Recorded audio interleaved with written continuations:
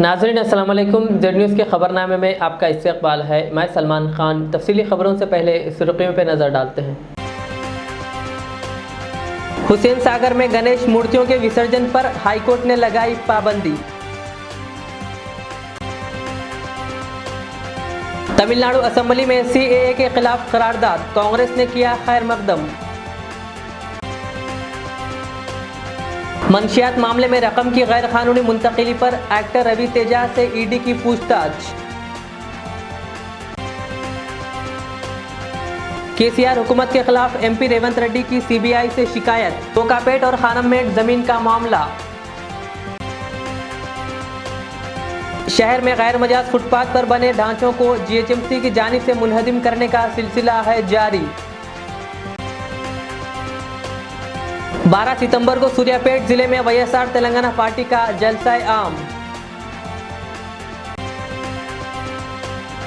अब पेश है खबरों की तफसील। तमिलनाडु असेंबली में एमके स्टालिन की क़यादत वाली हुकूमत ने मरकज़ के शहरियत तरमीमी कानून सीएए के खिलाफ एक करारदाद मंजूर की। तमिलनाडु कांग्रेस और वीसीके ने असेंबली में सीएए के खिलाफ करारदाद मंजूर करने का खैर मकदम किया है। तमिलनाडु असेंबली में करारदाद पेश करते हुए वज़ीर आला एमके स्टालिन ने कहा कि यह कानून हिंदुस्तान में आने वाले पनाह गज़ीनों के साथ इम्तियाजी सलूक करता है, लिहाजा इस कानून का इतलाक़ वो तमिलनाडु रियासत में नहीं चाहते। तमिलनाडु कांग्रेस कमेटी के रियासती सदर केएस अलागिरी ने अपने एक बयान में कहा कि सीएए हिंदुस्तान के आइन के खिलाफ है और नरेंद्र मोदी हुकूमत हिंदुस्तान के शहरियों के बुनियादी हुकूक को पामाल करने की कोशिश कर रही है। उन्होंने कहा कि आइन के मुताबिक किसी भी शख्स के साथ इसके मजहब की बुनियाद पर इम्तियाजी सलूक नहीं किया जा सकता। उन्होंने कहा कि लेकिन इस कानून में ऐसा किया गया, लिहाजा यह कानून साफ तौर पर गैर आइनी है। तमिलनाडु कांग्रेस के सदर ने यह भी कहा कि सीएए के खिलाफ पार्टी हमेशा सबसे आगे रही है और इसके हवाले से कई मरतबा तकारीब का भी इनेकाद किया गया।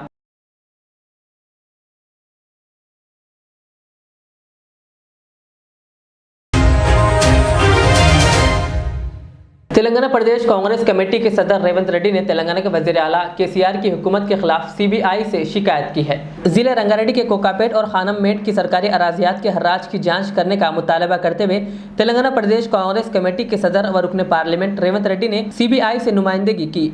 उन्होंने कौमी दारुल हुकूमत दिल्ली में पार्लियामेंट के नॉर्थ ब्लॉक में सीबीआई के डायरेक्टर से इस सिलसिले में मुलाकात की। उन्होंने कहा कि कोकापेट में सरकारी अराजियात के हर्राज के जरिए हजारों करोड़ रुपए का सरकारी खजाने को नुकसान किया जा रहा है, इसकी मुकम्मल और जामे जांच की ज़रूरत है। बादशाह उन्होंने मीडिया से बात करते हुए कहा कि इन सरकारी अराजियात के हर्राज के जरिए 2500 करोड़ रुपए ही हुकूमत हासिल करने का दावा कर रही है।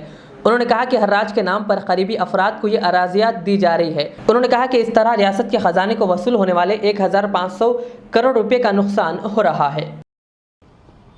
తెలంగాణ రాష్ట్ర ప్రభుత్వ భూముల అమ్మకం మీద కోకాపేట్ కానమ్మేట్లో నెల క్రితం కేసీఆర్ ప్రభుత్వము అమ్మకాల ద్వారా 2500 కోట్ల రూపాయలు వచ్చినాయని చెప్పి తమ అనుయాయులకు కావలసిన వాళ్లకు తెలంగాణ జాతి సంపదను కట్టబెట్టిన విషయంలో కాంగ్రెస్ పార్టీ వివిధ రూపాలలో ఆందోళనలు ఉద్యమాలు చేయడం మీరు చూసిండ్రు। ఆ రోజే కాంగ్రెస్ పార్టీ తెలంగాణ శాఖ స్పష్టమైన నిర్దిష్టమైన నిర్ణయం తీసుకున్నది। కోకాపేట్ కానమ్మేట్ భూములలో కేసీఆర్కు కావలసిన వాళ్లకు కట్టబెట్టి తెలంగాణ రాష్ట్ర ప్రభుత్వ ఖజానాకు రావాల్సిన 1000 నుంచి 1500 కోట్ల రూపాయలు నష్టం జరిగింది। ఈ అంశాలకు సంబంధించి వివిధ శాఖలకు ఫిర్యాదు చేయాలని కాంగ్రెస్ పార్టీ నిర్ణయించుకోవడం జరిగింది। దాంట్లో భాగంగానే సిబిఐ డైరెక్టర్ గారిని కాంగ్రెస్ పార్టీ తరఫున కాంగ్రెస్ పార్టీ అధ్యక్షుడిగా మా ఎంపీలు, మా కార్యనిర్వాహక అధ్యక్షులు, మా కమిటీల చైర్మన్ల పేరు మీద 2 రోజుల క్రితమే సిబిఐ డైరెక్టర్ గారిని అనుమతి కోరడం జరిగింది। నిన్న మేమందరం రాహుల్ గాంధీ గారిని కలిసినప్పుడు తెలంగాణ రాష్ట్రంలో కేసీఆర్ ప్రభుత్వం, కేసీఆర్ కుటుంబం తెలంగాణ సంపదను తమ కావలసిన బంధువులకు, కొంతమంది పార్టీ నాయకులకు ఏ విధంగా దోషపెడుతుందో వివరించడం జరిగింది। సిబిఐ డైరెక్టర్ కూడా ఫిర్యాదు చేస్తామని చెప్పి చర్చించుకోవడం జరిగింది। దాంట్లో భాగంగానే సిబిఐ డైరెక్టర్ని కలవడానికి అనుమతి అడిగితే కోవిడ్ నిబంధనలు ఉన్నాయి కాబట్టి కాంగ్రెస్ పార్టీ తరఫున ఒకరికే అనుమతిస్తామని చెప్పి వారు ఒకరికే అపాయింట్మెంట్ ఇస్తే కాంగ్రెస్ పార్టీ అంతర్గతంగా చర్చించుకొని తెలంగాణ శాఖ అధ్యక్షుడిగా, పార్లమెంటు సభ్యుడిగా నన్ను వెళ్ళి సిబిఐ డైరెక్టర్కు ఫిర్యాదు చేయండి అని చెప్పి రాతపూర్వకమైన ఫిర్యాదును సిబిఐ డైరెక్టర్కు మేము ఇవ్వడం జరిగింది। ఈరోజు కాంగ్రెస్ పార్టీ కేసీఆర్ ప్రభుత్వ తెలంగాణ సంపదను కొల్లగొట్టి రాజకీయాలను కలుషితం చేసి అవినీతిమయం చేసి ఎన్నికల ప్రక్రియను దుర్వినియోగం చేయడమే కాకుండా ఈ అవినీతి సంపదతోని తెలంగాణ సంపదను కొల్లగొట్టడం ద్వారా రాజకీయ నాయకులను కొనుగోలు చేసి తనకు కావాల్సిన గుప్పెడు మంది వ్యక్తులకు తెలంగాణ సంపదను దోచిపెడుతున్నారు. ఇది దోపిడీ. స్పష్టంగా కోకపేట భూములు, కానమ్మెట్ భూములలో ఏదైతే టెండర్ల గోల్మాల్ జరిగిందో ఈ గోల్మాల్కు కేసీఆర్కు సహకరించిన సోమేష్ కుమార్, జయేష్ రంజన్, అరవింద్ కుమార్, అదేవిధంగా సిద్దిపేట కలెక్టర్ వెంకట్రామరెడ్డి గారి మీద కూడా రాతపూర్వకమైన ఫిర్యాదు చేయడం జరిగింది. तेलंगाना के सूर्यापेट जिले में वाईएसआर टीपी की जानिब से बड़े पैमाने पर 12 सितंबर को दलित SC/ST के मसाइल को लेकर एक जलसा आम मुनक्किद किया जा रहा है। इस सिलसिले में वाईएसआर टीपी के स्टेट यूथ कोऑर्डिनेटर सैयद अजीम मोहिउद्दीन ने आवाम से शिरकत की ख्वाहिश की। अस्सलाम वालेकुम, मैं आपका भाई सैयद अजीम मोहिउद्दीन, स्टेट यूथ कोऑर्डिनेटर। मैं आप तमाम तेलंगाना के मुस्लिम SC/ST भाई बहनों को, हिंदू भाई बहनों को, तमाम को गुजारिश करता हूँ कि आप लोग ज़्यादा से ज़्यादा तादाद में आइए। हम लोग दलित की मीटिंग करने वाले हैं 12 सितंबर, ये Sunday, Tungpurti constituency, Tiramalagiri municipality, Suryapet district में। आप तमाम से गुजारिश है कि आप ज़्यादा से ज़्यादा तादाद में और आपके भाई बहनों को, दोस्त अहबाब को बोलिए ये मीटिंग सक्सेस करना है। जैसा कि आप सबको मालूम है, SC सब प्लान राजशेखर रेड्डी के तरफ से आया, fees reimbursement program Rajasekhar Reddy के तरफ से आया, जिससे तमाम मुसलमान, हिंदू, SC/ST भाई बहन कई सारे लोग अपने पढ़ के कामयाब बने और आज वो लोग इतने अच्छे अच्छे मुकाम पे है, crores of lakhs of rupees earn कर रहे वो लोग। ये सब राजशेखर रेड्डी गारू करे। और जैसा कि आप सबको मालूम, आरोग्यश्री सबसे ज़्यादा फ़ायदा हुआ दलित कई सारे ऑपरेशन हुआ, जिसके पास पैसा नहीं था, दिल का ऑपरेशन, हार्ट ऑपरेशन, ये वो करने के लिए वो आरोग्यश्री से उनका फ़ायदा उठाए। और आप जैसा कि आप सबको मालूम, KCR साहब हमारे जो आज के प्रेजेंट CM हैं, जो सब में बड़े लायर है, जो सब में बड़े, आज तक उनके उतना झूठा आदमी मैं कभी नहीं देखा। उन्होंने जो वादे करे, सब में पहला झूठ उनका। CM दलित को बनाता हूँ, बोले नहीं बनाए। दलित CM, दलित, अरे CM तो छोड़ो, कोई एक दलित मिनिस्ट्री में नहीं है। दलित कोई एक मिनिस्ट्री में नहीं है। 3 एकड़ ज़मीन देता हूँ बोले, वो नहीं दिए। 10 लाख रुपए देता हूँ बोले, नहीं दिए। अब तक बेचारे बैंकों का पासबुक ले लेके घूम रहे, मेरे कने अब आ गए पैसे, अब आ गए होंगे, खुश हो रहे हैं बेचारे। आ रहे ही नहीं, फिर वो वैसी बैंक के बाहर निकल रहे हैं खामोश, मुंडी नीचे झुका लेके। और एक डबल बेडरूम फ्लैट देते बोले, नहीं दिए वो भी। आप सब से तमाम से गुजारिश मैं ये करता हूँ कि आप सब आइए, ये प्रोग्राम सक्सेस करिए। और एक राजशेखर रेड्डी साहब जो टाइम पे CM थे, 50,000 जॉब नोटिफिकेशन दिए, जिससे सिर्फ और सिर्फ SC और ST 17,000 जॉब्स हासिल करें। ये थे हमारे राजशेखर रेड्डी साहब।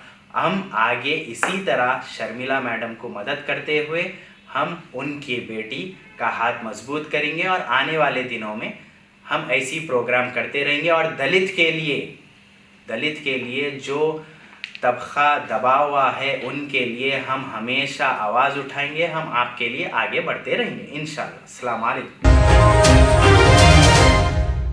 पिछले 24 घंटों में मुल्क में कोरोना वायरस के इन्फेक्शन की रफ्तार एक बार बढ़ गई है। इस दौरान कोविड-19 की गिरफ्त में 43,000 से ज़ायद अफराद आए, जबकि 40,000 से ज़ायद अफराद इस वबा को शिकस्त दे चुके हैं।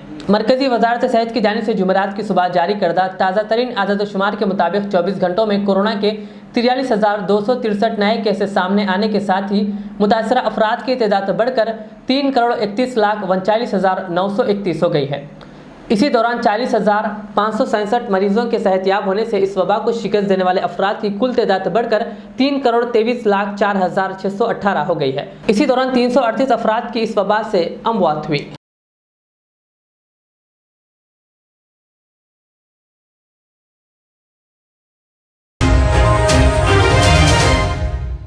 पुराने शहर के इलाके डबीरपुरा में वाक़ अमरीन पैलेस में आज वैक्सीनेशन सेंटर का आगाज़ किया गया। इस मौके पर याकुतपुरा के मजलिसी रुकन असम्बली सैयद अहमद पाशा खादरी ने इस सेंटर का मुआयना किया और आवाम से मुलाकात की।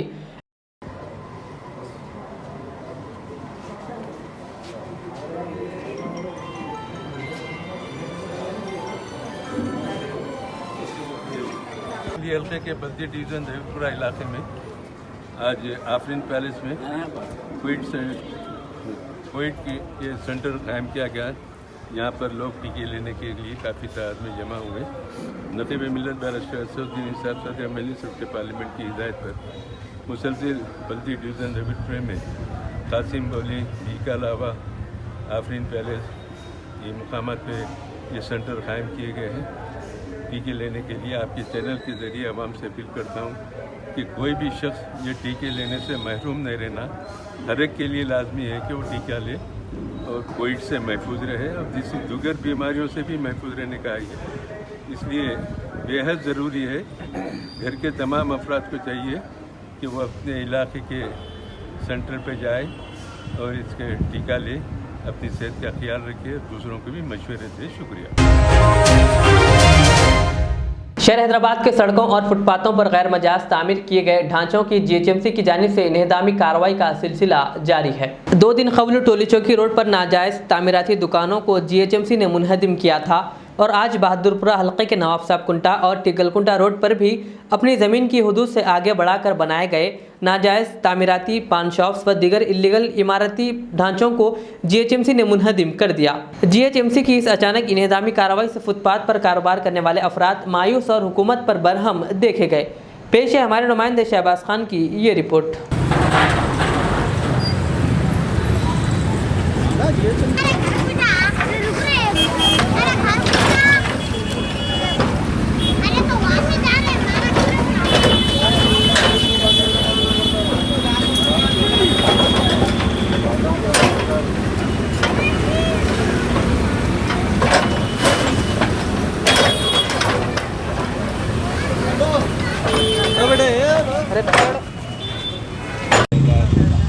भाई मेरा नुकसान हो गया। मोहम्मद सलीम मेरे साथ, मैं नया डब्बा बना के बिठाया भाई, 1-2 साल भी नहीं हुआ। 1.5 लाख का लगा वो डब्बा बिठाया। मैं कम से कम 19 साल से यहाँ पर हूँ, कारोबार कर रहा हूँ। मैं छोटा मोटा डब्बा था, उसमें जो है ना टूटा फूटा डब्बा था, तो जो है पानी आ रहा बोल के दूसरा डब्बा बना लिया। वहाँ से फाइनेंस लेके बनाया। अब बना के जो है ना आके जो है ना पूरा जो है तोड़ दिए। निकालो निकालो बोले तो कैसा निकालेंगे? 1 दिन का टाइम भी नहीं दिए। तो आप इतला भी नहीं करे हमारे को, कुछ भी नहीं करे। खाली शाम में मगरिब में, कल बोले मगरिब में उठा लो, बोले तो कैसा उठाएंगे भाई बोलिए। अब आगे हमारे को जो है ना कम से कम 1,60,000 रुपये नुकसान हो गए। नया डब्बा बना के बिठाया था मैं, अब क्या करूँ मैं, किधर जाऊँ बोलो? हमारे को नहीं बोले, पुलिस वाले बोले ना, कोई आके बोला नहीं। हाँ, अब उठा लेके जाओ बोले तो किधर जाएंगे? आपका गुजारा अब इसमें कैसा होऊंगा मैं? हमारा गुजारा कैसा होऊंगा? हमारा को जो है ना खिलाने, इसके ऊपर जो है ना 8-10 आदमी पलते। हाँ, आप लोग जो है ना उठा लो बोले तो कैसा उठा लेंगे बताओ? हाँ, उठा ले, पूरा तोड़ दिया, मेरा डब्बा पूरा टूट गया। अब क्या करूँ मैं? हुकूमत क्या कर रही, किसको क्या दे रही? हाँ, आके देखना, नहीं मालूम।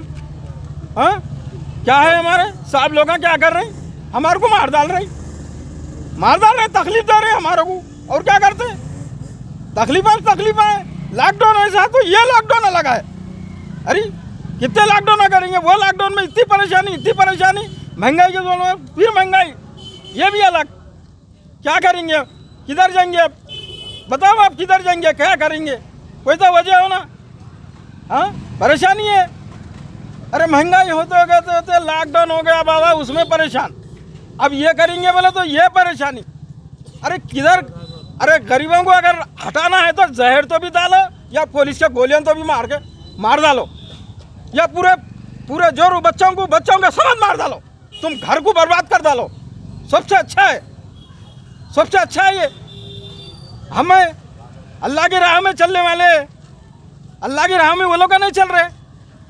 अरे गरीबों को नुकसान पहुंचाएंगे तो कैसा होगा, उनका कैसा चलेगा, रोजी रोजगार कैसा चलेगा। अल्लाह के ऊपर हमको बस वहीं झुकना पड़ेगा, जो भी रहेगा। बस आपके एमपी साहब से हमारी खुसूसली गुजारी है मेरी, ऐसे कई गरीबों के आप हेल्प करो साहब, बस और कुछ भी नहीं, आप हेल्प करो साहब। वालेकुम रहमतुल्लाहि व बरकातहू। भाई नवाब साहब कुंटा रिजवान होटल के पास ये डब्बे तोड़े जा रहे हैं, पूरा ओल्ड सिटी में तोड़े जा रहे हैं, मगर बगैर इत्तला के तोड़ रहे, कोई इन्फॉर्मेशन नहीं, कुछ भी नहीं, कहाँ पे भी नहीं। तोड़े थोड़ा वक्त तो देना। अब ये लोग कहाँ जाना बोलो आप लोग, उन लोगों के घर सब इस पे ही चलने वाले हैं। हुकूमत से मुतालिबा ये है कि कहीं भी अच्छी जगह यानी तो उनका कुछ मुआवजा या नुकसान हो गया है उसकी भरपूरी करे, सुने, और कोई उनको अच्छे से अच्छी जगह कहाँ पे तो भी ऐसा फिक्स होने की वो करे। Glory group of institute Shahinagar Hyderabad के तालिबात के एमसेट में उम्दा मुजाहरे पर जनाब फुरखान गाजी की जानिब से तालिबात में तहाइफ तकसीम किए गए। फुरखान गाजी ने कहा कि तहाइफ की तकसीम का मकसद तालिबात की हौसला अफजाई और मुस्तकबिल में मजीद बेहतर मुजाहरे के लिए इन्हें तरगीब देना है। इस मौके पर मुनक़िदा प्रोग्राम में जनाब Ishaq bin Mohammed, assistant traffic manager cargo and parcel service ने बहैसियत मेहमान खुसूसी शिरकत की और तालिबात को मशवरा दिया कि सिलसिला तालीम जारी रखें और कामयाबी की मंजिलें तय करते रहें। इस मौके पर ग्लोरी ग्रुप ऑफ इंस्टीट्यूट के डायरेक्टर सैयद अजहर और फैकल्टी मेंबर इमरान बेग के अलावा व दीगर अफराद भी मौजूद थे। अस्सलामु अलैकुम रहमतुल्लाहि व बरकातहू। Myself Syed Azhar, managing director glory group of institutions and glory academy.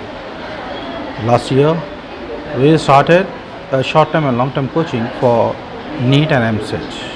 This year we got a result 2021 MCET results 25,453 and beyond 25, 26,000, 30,000.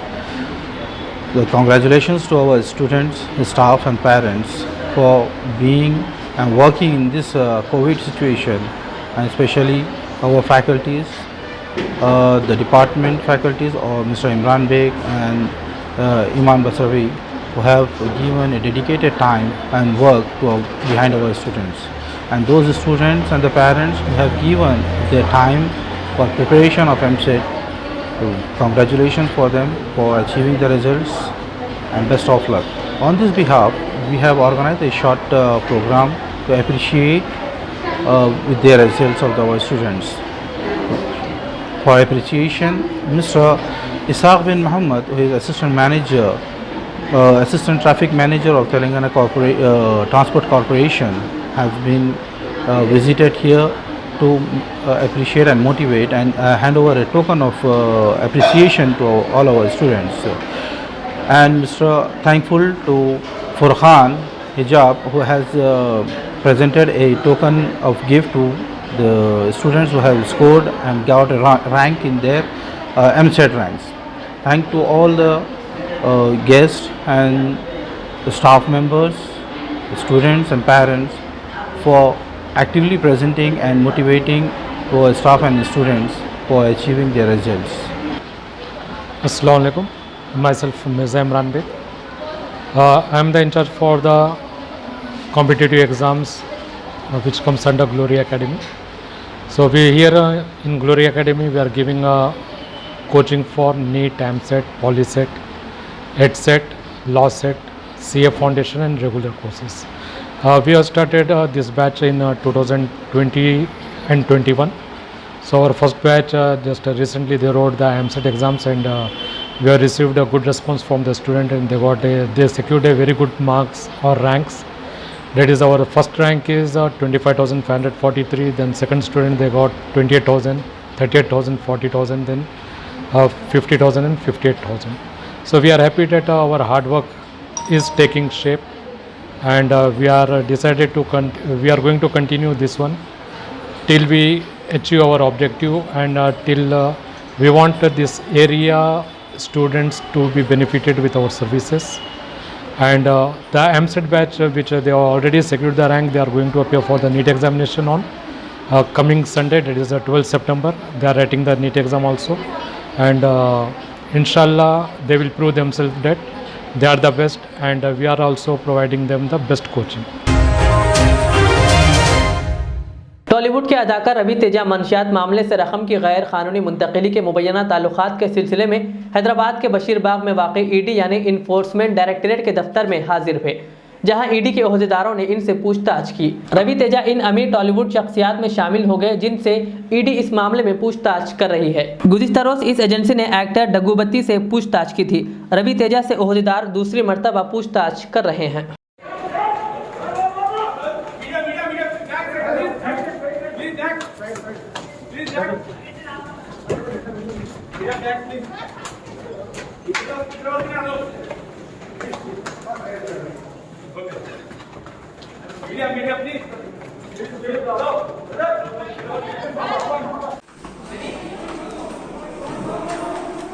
ఇంతసేపు పదాక సంలాచారు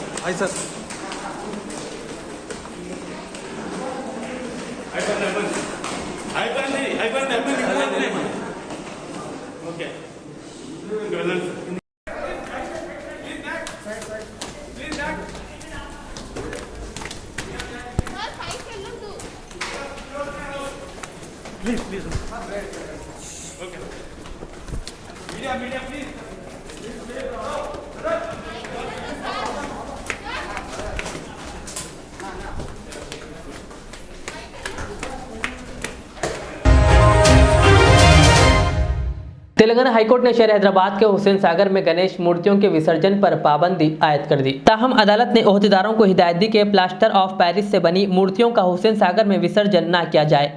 अदालत ने तेलंगाना हुकूमत के साथ साथ ग्रेटर हैदराबाद म्यूनिसिपल कॉरपोरेशन यानी जीएचएमसी के ओहदेदारों को हिदायत दी कि वो हुसैन सागर में मूर्तियों के विसर्जन की इजाज़त ना दे और प्लास्टर ऑफ पेरिस से बनी मूर्तियों के रबर डैम्स में विसर्जन के खुसूसी इंतजाम करे। अदालत ने ओहदेदारों को हिदायत दी कि वो तमाम इकदाम करते हुए इस बात को यकीनी बनाएं कि गणेश के स्टॉल्स के करीब आवाम के हुजूम को रोका जाए। वेणु माधव नामी वकील ने हुसैन सागर झील में गणेश मूर्तियों के विसर्जन के खिलाफ अदालत में अर्जी दाखिल की थी, जिसकी तफसीली समाअत के बाद अदालत ने फैसले को महफूज रखा था और आज अदालत ने अपना फैसला सुनाया।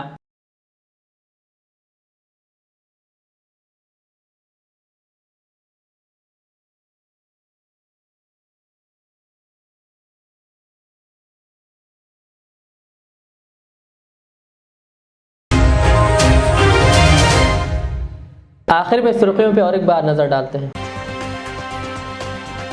हुसैन सागर में गणेश मूर्तियों के विसर्जन पर हाईकोर्ट ने लगाई पाबंदी। तमिलनाडु असेंबली में सीएए के खिलाफ करारदाद, कांग्रेस ने किया खैर मकदम। मंशियात मामले में रकम की गैर कानूनी मुंतकिली पर एक्टर रवि तेजा से ईडी की पूछताछ। केसीआर हुकूमत के खिलाफ एमपी रेवंत रेड्डी की सीबीआई से शिकायत, कोकापेट और खानममेट जमीन का मामला। शहर में गैर मजाज फुटपाथ पर बने ढांचों को जीएचएमसी की जानिब से मुनहदिम करने का सिलसिला है जारी। 12 सितंबर को सूर्यापेट जिले में वाईएसआर तेलंगाना पार्टी का जलसा आम। आज की दिन भर की हमारी खबरें, मुझे इजाज़त दीजिए। हमारे जेड चैनल को यूट्यूब पर सब्सक्राइब, फेसबुक पर लाइक शेयर ज़रूर करें। अल्लाह हाफ़िज़। रियाज इस्लामिक स्कूल तालीमी मैदान में एक नया इनकलाब, इस्लामिक और मॉडर्न एजुकेशन की अजीम दरसगाह। 23 साल तजुर्बे के बाद तलबा और तालिबात के लिए रियाज इस्लामिक स्कूल पेश करता है हिफ्ज़ कुरान, नाज़िर कुरान क़ायदे के अलावा नर्सरी ta 10वीं जमात तक की तालीम का बेहतरीन नज़्म।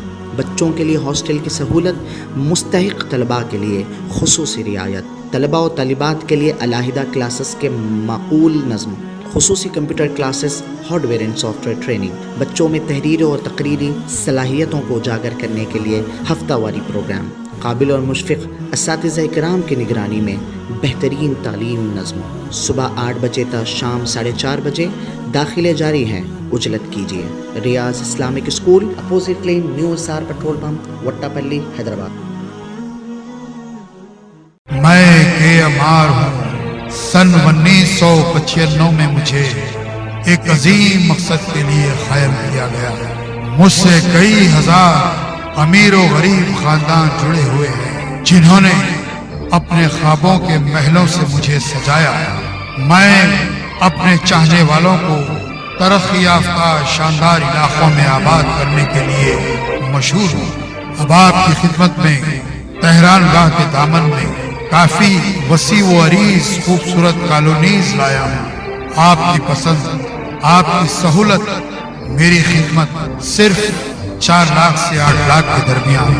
मुझसे जुड़े और अपना भी ख्वाबों का महल बना लें और तरक्की को अपना मुकद्दर कर लें। यूं जमीन पे बैठकर क्या आसमान देखता है, परों को खोल जमाना उड़ान देखता है।